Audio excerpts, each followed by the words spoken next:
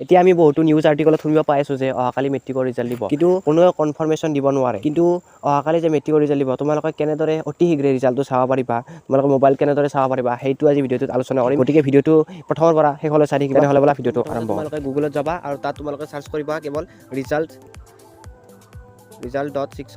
result শিক্ষা আসাম বুলি আহি যাব ওপৰত তো তোমালোকে প্ৰথমতে ৰিজাল্ট শিক্ষা আসামত ৱেবছাইটৰ এনেদৰে ওপেন হ'ব তো তোমালোকে ইয়াত ক্লিক কৰিবা আসাম ৰিজাল্টছ আৰু অলপ কিছু সময়ৰ পিছত পেজটো লোডিং হোৱাৰ পিছতে তোমালোকৰ আহি যাব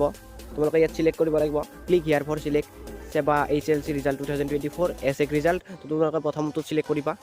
HSLC ৰিজাল্টৰ বাবে তো তোমালোকে এই ইণ্টাৰফেচটো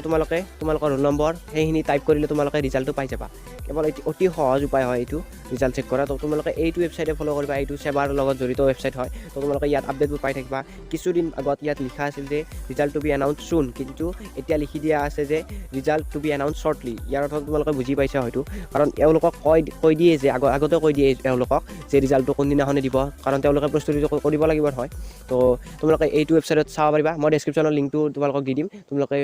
HSLC ৰিজাল্ট এইটো ৱেবছাইটত চাবা থেংক ইউ আজি ভিডিঅ'টো ইমান